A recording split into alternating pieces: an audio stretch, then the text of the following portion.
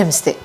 చాలాసార్లు కాల్స్ వస్తున్నప్పుడు కానీ, లేకపోతే ఎన్నో కేసులు డీల్ చేసినప్పుడు కానివ్వండి, లేకపోతే సైకలాజికల్ కేసెస్లో కానివ్వండి, నేను జనరల్గా చూసేది ఏంటంటే హస్బెండ్ అండ్ వైఫ్ మధ్యలో కానివ్వండి, ఒక కపుల్ రిలేషన్స్ ఆస్పెక్ట్లో కానివ్వండి, ఎక్కడైనా సరే డిఫరెన్సెస్ ఆఫ్ ఒపీనియన్ రావడం, లేకపోతే అవతల వాళ్ళని అంత రెస్పెక్ట్ చేయలేకపోవడం లాంటివి చేస్తూ ఉంటారు. సో అది నాకు జనరల్గా వినిపించే కంప్లైంట్.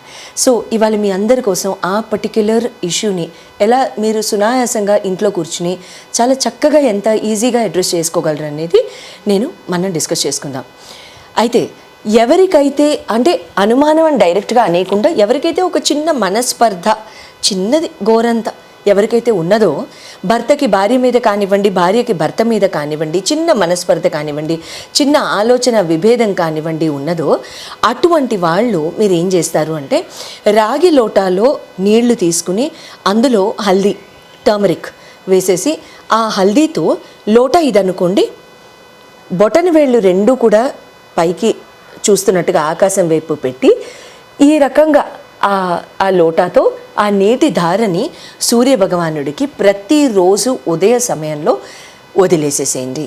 అది చేసిన తర్వాత ఆదిత్య హృదయం ప్లే చేసుకోకుండా మీరే చదువుకోండి. అలా గనుక నిత్యం చేసినట్లయితే ఖచ్చితంగా మీకు అంటే ఒక రకంగా ఇక్కడ ధర్మబద్ధంగా మనం ఉన్నాము, చాలా ధర్మబద్ధంగానే మన ప్రవర్తన ఉంది అని అనుకుంటూ ఆ రకంగా మనం అనుకుంటూ ఉండంగా ఈ పర్టిక్యులర్ రెమెడీ వర్కౌట్ అవుతుంది. లేకపోతే కనుక మీ మనస్సాక్షి ఎలా చెప్తుందో ఆ రకంగా మీరు బిహేవ్ చేస్తూ చాలా చక్కగా మీ రిలేషన్స్ అన్నిటినీ కూడా చాలా మీ కుటుంబ వ్యవహారాలు కానివ్వండి, మీ తల్లిదండ్రులు కానివ్వండి, మీ భర్తలు చూస్తుంటే భార్యలతో, మీ ఆడవాళ్ళు చూస్తుంటే మీ భర్తలతో 1:1. సో మనమందరం కూడా ఆ రకంగా చేసుకుంటూ, అంతేగాని ఇక్కడ ఎక్స్ట్రా రిలేషన్స్ కానివ్వండి అటువంటి వాటికి ఈ రెమెడీ ఎట్టి పరిస్థితుల్లోనూ పనిచేయదు, ఖచ్చితంగా పనిచేయదు. ఒక రిలేషన్ తర్వాత రెండవది ఉంటూ దాన్ని మనం అక్కడ అనుమానాస్పదంగా లేకుండా చేసేసుకోవాలి అని అనుకుంటే మాత్రం అటువంటి కేసుల్లో అబ్సల్యూట్గా ఈ రెమెడీ ఫెయిల్ అయిపోతుంది.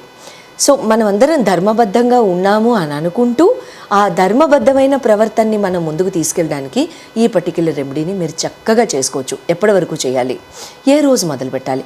ఆదివారం మొదలు పెట్టండి, లేదా గురువారం మొదలు పెట్టండి. రవి గురువులు ఇద్దరు గురువుల కిందకే వస్తారు కాబట్టి ఆదివారం కానీ గురువారం కానీ మొదలు పెట్టండి. నెక్స్ట్ ఎన్ని రోజులు చేయాలి అంటే మీ రిలేషన్స్ చాలా సజావుగా, సునాయాసంగా, హాయిగా, సుఖంగా సాగిపోయేంత వరకు చేసేసేయండి, సరిపోతుంది. All the very best and good luck to you.